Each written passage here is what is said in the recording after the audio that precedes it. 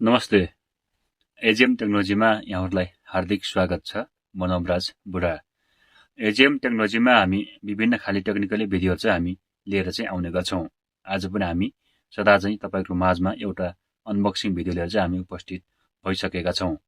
आज चाहिँ हामीले जुन तपाईसँग चाहिँ 24 भोल्टको ब्याट्री चार्ज गर्ने कन्ट्रोलको बारेमा चाहिँ हामी यसलाई चाहिँ अनबक्सिङ गर्न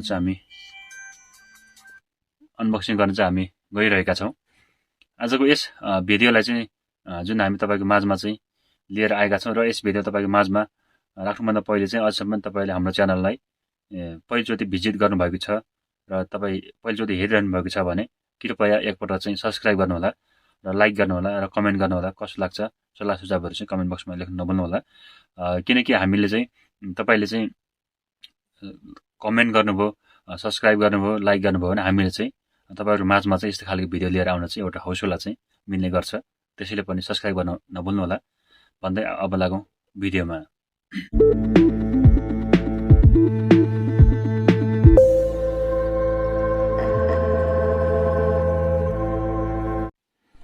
म चाहिँ भिडियोमा चाहिँ आइसकेको छु।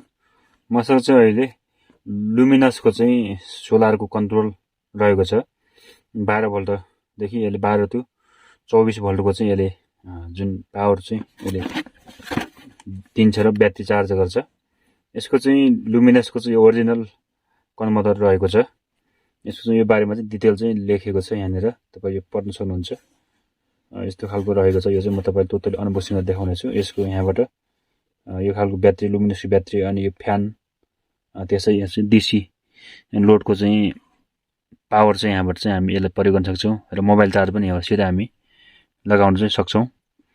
र यसको चाहिँ यहाँनिर recommended panel for 24 volt battery भनेर लेखेको छ। 24 भोल्टदेखि 75 वाट सम्मको चाहिँ पाटा यसले काम गर्नेछ। यो खालको यस्तो खालको रहेको छ। बाहिर चाहिँ यस्तो लेखिएको छ। अब म यसलाई ओपन गर्छु। यसलाई म यसरी ओपन गर्छु। ओपन गरिसकेपछि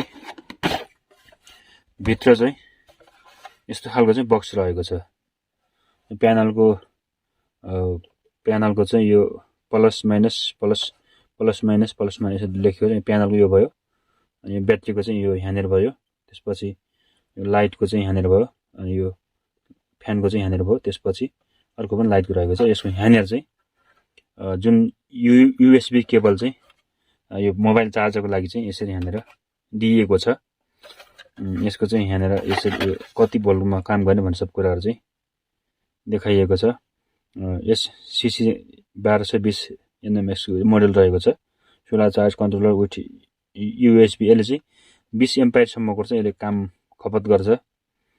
यसको चाहिँ रेटिङ भोल्ट 12 टु 24 भोल्ट सम्म चाहिँ यसले काम गर्नेछ र 20 एम्पियर सम्म यसले चाहिँ आउटपुट पावर दिनेछ। अब चाहिँ यसको बारेमा चाहिँ सब कुरा यहाँनिर लेखे। सोलर प्यानल क्यापेसिटी चाहिँ 400 वाट र 800 वाट सम्म पनि यसले चाहिँ ढान्नेछ। हाई भोल्टेज डिस्कनेक्ट भनेर यो 14.5 चाहिँ यसले चाहिँ भोल्ट यसले फाल्नेछ र लो भोल्टेज चाहिँ यसले 11.64 सम्म चाहिँ यसले फाल्नेछ। र यसको चाहिँ मेड इन इन्डिया रहेको छ। इन्डियन ब्रान्ड रहेको छ। यो राम्रो खालको रहेको छ। यसको चाहिँ जुन हामी चार्ज लगाएपछि यो ब्याट्री लो भयो भने यहाँनिर यो रातो बल्नेछ। अनि त्यसपछि बीचको चाहिँ ब्याट्री कन्डिसन ठिक छ भने यहाँनिर बल्नेछ र त्यसपछि यो यहाँनिर चाहिँ यो खालको चाहिँ यो ब्याट्री चार्ज हुँदाखेरि चाहिँ यो खालको बल्नेछ। यो खालको चाहिँ हामीले जुन बजारमा यसको मूल्य चाहिँ 2200-2500 तपाईँ ठाउँ मार्केट लोकेसन अनुसार चाहिँ यसको मूल्य चाहिँ फरक पर्नेछ। त्यसमा पर्न सक्छ। र अर्को खालको भन्दा यो चाहिँ ओरिजिनल रहेको छ। यो खालको चाहिँ कन्ट्रोल चाहिँ तपाईले आवश्यक परेको छ भने चाहिँ लुमिनसको चाहिँ यो त ब्रान्डेड रहेको छ। त्यो चाहिँ तपाईले खरिद गरेर प्रयोगमा चाहिँ ल्याउन सक्नुहुनेछ। आजको भिडियो तपाईलाई कस्तो लाग्यो? जस्तो लाग्यो त्यस्तै सल्लाह सुझाव र प्रतिक्रिया चाहिँ कमेन्ट बक्समा लेख्न नभुल्नुहोला। अर्को भिडियोमा फेरि आउने बाचा गर्दै आजको यस भिडियोबाट म नवराजबाट पनि बिदा हुन्छु। हवस् त, नमस्ते।